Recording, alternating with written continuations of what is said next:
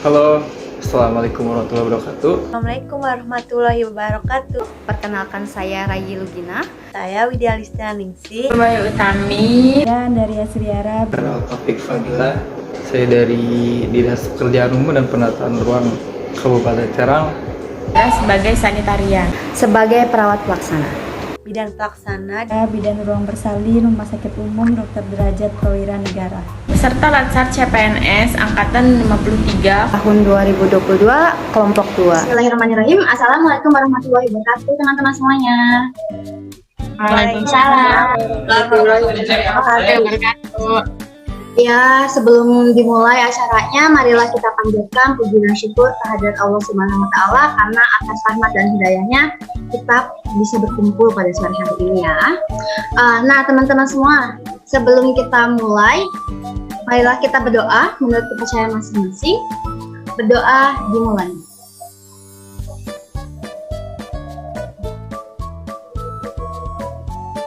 Ya, selesai. Sebelumnya, teman-teman semua tahu nggak nih kita mau ada acara apa? Ngobrolin tentang apa sebelumnya? Kita akan membahas mengenai literasi digital bagi PNS sebagai prime mover dalam mendorong transformasi pelayanan publik dan tata kelola pemerintahan. Nah, sebelumnya ada yang bisa menjelaskan nggak atau udah tahu gitu? Apa sih sebenarnya literasi digital itu? Mungkin Pak Renal tahu? Ya, literasi digital ini ada suaranya nggak? Ada. Jadi mungkin kayak apa ya? Jadi sistem itu mewujudkan pelayanan publik yang cara tadinya konvensional menjadi digital, jadi serba elektronik aja sih sebenarnya. Jadi tidak terpaku pada selebar kertas atau apa gitu. Jadi yang tadinya absen secara manual, kini udah bisa jadi print lah seperti itu. Ya memang ya sekarang sudah zamannya. Ya, bukan tidak ada ya, tapi jarang menggunakan alat kayak konvensional seperti tulis tangan, terus kayak paperless namanya ya. Nah, jadi di literasi digital ini sendiri ada beberapa kita sebagai PNS harus mengikuti perkembangan zaman. Mungkin Putri bisa sedikit menjelaskan seperti apa sih gitu kalau misalnya kita di zaman PNS. Jadi kayak di tempat kita bekerja aja ya, banyak yang kita udah menerapkan sistem digital. Seperti yang Putri bertugas di instalasi sanitasi, itu kan setiap pagi kita mengangkut limbah. Nah, setelah mengangkut itu kan limbahnya ditimbang, lalu kita tulis berapa hasil timbangannya per hari dan per ruangan. Nah, karena kita menerapkan sistem digital ini, jadi tulis tangannya itu kita ubah menggunakan aplikasi.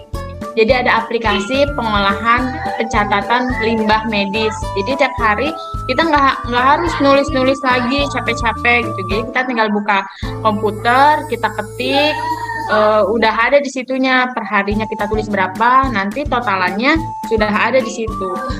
Jadi memudahkan banget. Kalau dalam kehidupan kita sehari-hari kayak di masyarakat itu banyak banget kayak misalnya kita belanja. Dulu belanja offline, sekarang belanja udah tinggal di HP aja nih online. Ya. Oke. Makasih ya Teh Putri. Sebelumnya Teh Putri dari mana kerjanya? Dari RSUD Dr. Derajat.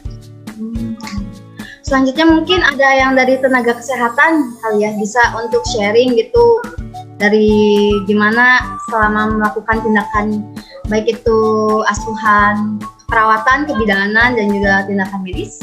Mungkin Teh Widya kayaknya dari ini ya. Dari bidan atau dari mana? Silakan Teh Widya. Kalau saya sendiri sebagai bidan pelaksana di ruang perawatan, mungkin memang kalau di kebidanan itu kan pelayanannya itu tidak bisa ya menggunakan dengan menggunakan aplikasi, karena kita pelayanan itu kan ke pasien, tetapi ada penunjang dalam memberikan pelayanannya itu sendiri. Jadi kami dalam memberikan pelayanan kepada pasien, kita jadi lebih mudah dengan adanya digital skill, kemampuan kita dalam menggunakan teknologi informasi. Jadi kalau di saya sendiri di ruang Wijaya Kusuma, sekarang untuk mengakses hasil laboratorium pasien, kita bisa menggunakan komputer. Kemudian untuk penginputan jenis makanan pasien juga kita sudah menggunakan komputer dari aplikasi gitu. Jadi kalau dulu itu kan kita input makanan, kita catat, terus kita kirim ke bagian gizi. Kalau sekarang udah pakai komputer. Jadi langsung diterima oleh pihak dari gizinya. Kayak gitu sih kalau di ruangan saya sendiri. Mungkin dari ruangan bersalin, Ya, silakan. Bu Andari Ya, bisa boleh. menambahkan. Bisa sharing juga pengalamannya. Kalau di bersalin, kalau dalam asuhan inti di ruang bersalin masih konvensional, belum digital, karena nggak mungkin dong ya nolong persalinan by video call, ya bu ngeden bu itu nggak mungkin. Jadi masih secara konvensional gitu. Dalam pemberian obat pun masih sama, kita sebagai bidannya langsung ke pasiennya gitu. Penerapan digitalisasi literasi di ruang bersalin itu ya paling di bagian penunjangnya itu. Oh iya. Terima kasih udah sharingnya Bu Andaria untuk itu. Mungkin juga tambahan ada juga kan untuk keamanan kita di dalam perkembangan zaman ini, digital safety ya namanya itu. Kita itu terutama di rumah sakit itu terlindungi dengan UU ITE. Maka dari itu untuk di rumah sakit itu sangat tidak boleh kita merekam foto, video, baik itu suara, gambar, itu memang tidak boleh karena kita memang dilindungi. Itu sebenarnya salah satu yang kita dapat ambil petik, selain dari kita bisa sudah mulai elektronik gitu, sudah mulai Ya, saya mau nambahin juga Bu.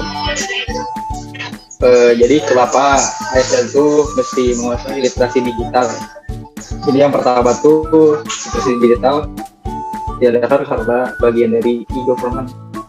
Tujuannya ini untuk mewujudkan digitalisasi pemerintahan di sektor pelayanan publik yang mesti biar nggak ketinggalan zaman aja. Biar nggak ketinggalan zaman. Kenapa? Karena ya harus dijalankan dengan secara cepat, mudah, juga efisien. Maksudnya setiap ASN mesti manfaatin teknologi yang ada di sekarang. Yang kedua, ya ini buat mendukung penyederhanaan digitalisasi birokrasi. Kenapa? Karena untuk meningkatkan kompetensi dan keahlian ASN itu sendiri. Yang ketiga, juga buat meningkatkan kinerja. Kalau misalkan ASN sekarang gagap dengan teknologi, ya nantinya si ASN ini nggak bisa menyesuaikan terhadap perkembangan zaman, terhadap perubahan teknologi yang begitu cepat gitu. Terbukti kalau di PO ini kita pernah kayak di Kementerian PUPR ini ngadain verifikasi jalan gitu. Dari verifikasi ini udah berbentuk file yang dikompresi database-nya gitu. Jadi bisa dilakukan melalui daring menggunakan internet gitu. Mungkin itu dari saya Bu tambahannya. Ya, terima kasih ya kepada Pak Renal. Terima kasih juga kepada teman-teman semua sudah sudah sharing. Kelompok 2. Semangat. Semangat hebat. Terima kasih teman-teman semua.